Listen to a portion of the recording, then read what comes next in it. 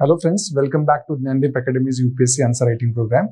Today we'll be discussing a question. Looking at the question, you might think this is from geography, but actually this question is from paper 3 under the section environment. The question is about coastal erosion. I'll read the question and then we'll go to the locus and focus of the question. The question says, explain the causes and effects of coastal erosion in India. What are the available coastal management techniques for combating the hazard? Now, in this question, it's quite easy to understand the locus and focus of the question.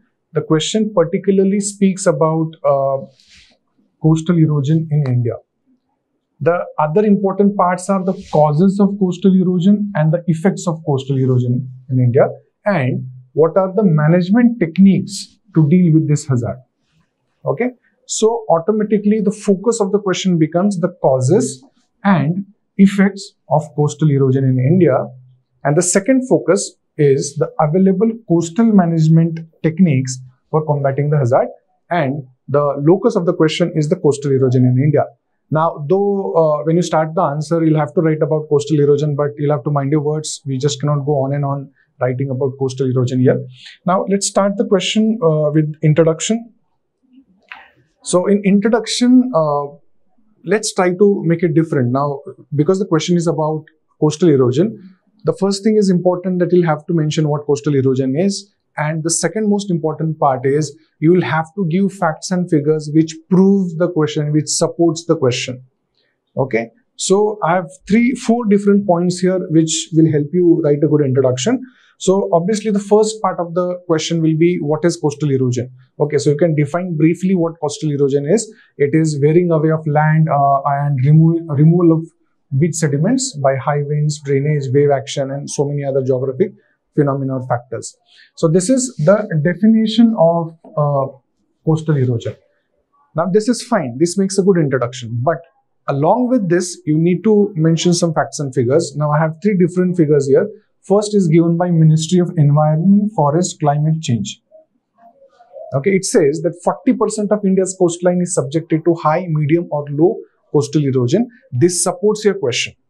The other facts is National Center for Coastal Research from 1990 to 2016 has found out that 33% of India's coastline has witnessed erosion already. And the third important aspect is, according to Ministry of Earth Sciences, 33% of India's coastal line or coastline is subjected to coastal erosion. Now, you can mention any one of these 3. I'm not asking you to put all the 3 facts and figures in the introduction. This will no longer be an introduction if you write so many points into it.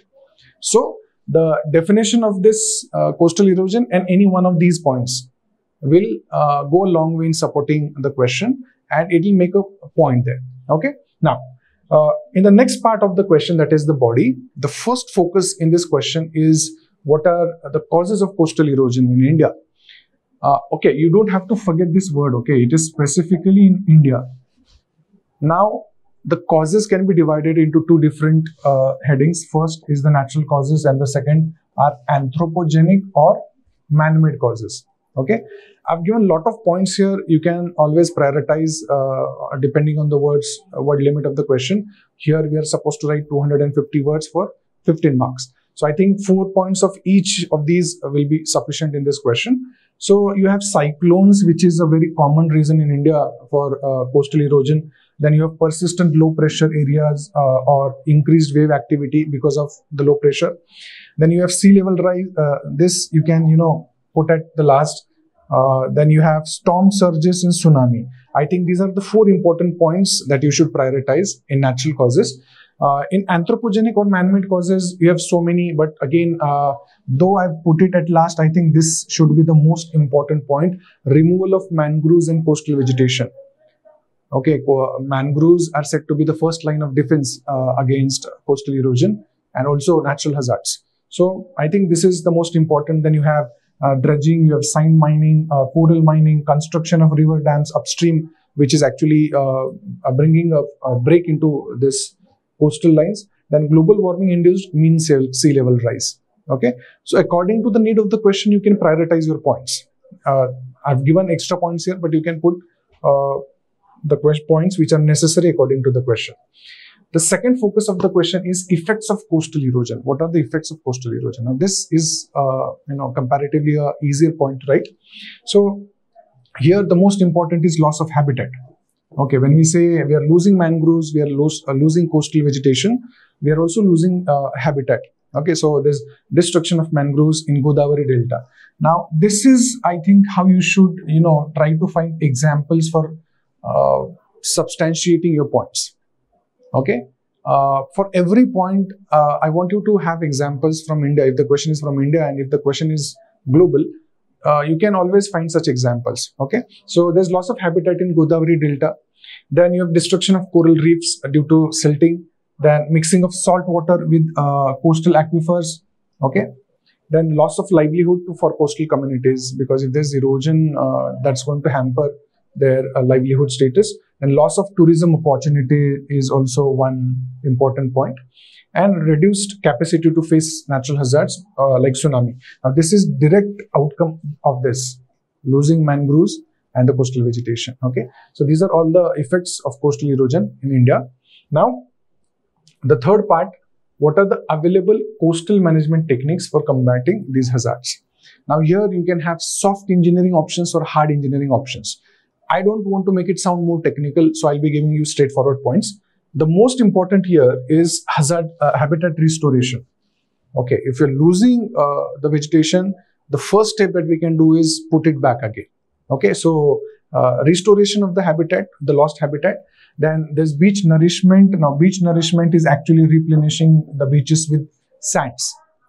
Okay, the third important is building seawalls. This is hard engineering option, building seawalls. Okay, then you have coastal management through legal mechanisms, like we have coastal regulatory zones, then we have economic sensitive zones. So you can mention all these as well. Then you have, like I said, if you want to write your answers in two different approaches, then you have hard engineering options like building seawalls and groins, and soft engineering options such as beach restoration.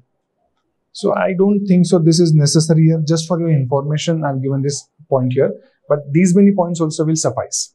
Okay, now the last part of the question is the conclusion. Now, how you're supposed to conclude?